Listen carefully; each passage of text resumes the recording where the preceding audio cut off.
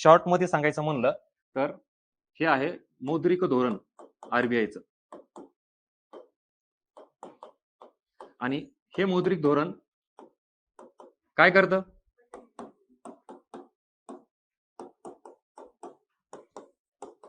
बरोबर का? ह्याला पतचलन नियंत्रण असं पण शब्द बरं का, शब्द वेगवेगळे मी जाणीवपूर्वक सांगतोय. पतचलन नियंत्रण किंवा पत नियंत्रण वॉट एव्हर, पत निर्मिती याच्यावर नियंत्रण, ह्याच्यासाठी हे मौद्रिक धोरण आहे. आता हे करण्यासाठी इथं आरबीआय काही साधनांचा वापर करते, काही टूल्स वापरते. त्या साधनालाच आपण मौद्रिक धोरणाची साधनं म्हणतो. आणि मग ती मौद्रिक धोरणाची साधनं दोन प्रकारची आहेत. कुठली? संख्यात्मक आणि गुणात्मक. संख्यात्मक मध्ये सीआरआर, एसएलआर. गुणात्मक मध्ये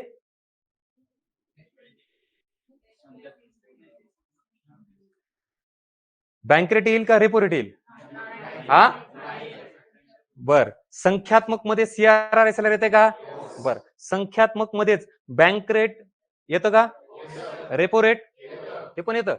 बर. रिव्हर्स रेपो रेट, मग हे सगळे कशात येतात? संख्यात्मक मध्ये. ठीक आहे.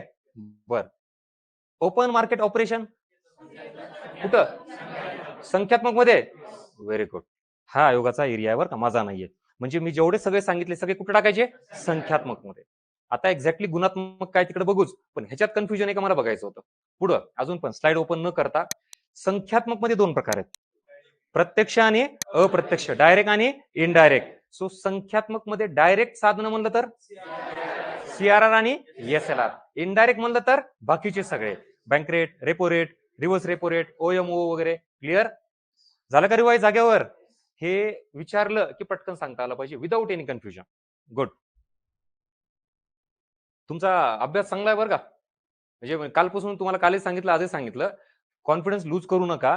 कारण हे उगं काही तुम्हाला मोटिवेट करायचं काही कारण नाहीये. तुम्हाला माहिती माझा स्वभाव उलट तर डायरेक्ट तोंडावर सांगेल मी, किंवा तू नापास होतो म्हणून. नाही सांगतोय ते, तुम्ही काहीतरी मला चांगलं म्हणा, हे म्हणा, तसा प्रकार नसतो ते. पण जे जाणवतं ना, ऍक्टिव्हनेस आणि प्रॉपर आन्सर, थोड्याफार चुका होत आहेत, होणं हरकत नाही, पण बऱ्यापैकी तुम्ही राईट ट्रॅकवर. मी कालही सांगतो आणि आजही तुम्हाला सांगतोय, ऑनलाईन वाले पण तुमच्या लेवलला चेक करा. आता तुम्ही कसे उत्तर देता मला कसं करणार ना लगे, हे इथं लगेच कळतंय सगळं. त्याच्यामुळं हे सगळं विचारण्याचं कारण असं आहे, इथं जे आहे ना हे काही दिलेलं आहे, हे डायरेक्ट वाचून दाखवू का? नाही ना, मग अर्थ नाही ना रिव्हिजनला. ते तुम्ही किती वाचले, किती लक्षात आहे, हे जाणीवपूर्वक लक्षात ठेवा. आणि तुमचे स्ट्रॉंग पॉईंट, वीक पॉईंट हे बाहेर येऊ द्यात पटापट. अजूनही वेळ गेलेला नाही, तर पुन्हा काम करता येईल त्याच्यावर. सो हे माझा रिव्ह्यू आहे तुमच्याबद्दल. बघा तुम्हाला काय करायचं ते. हा.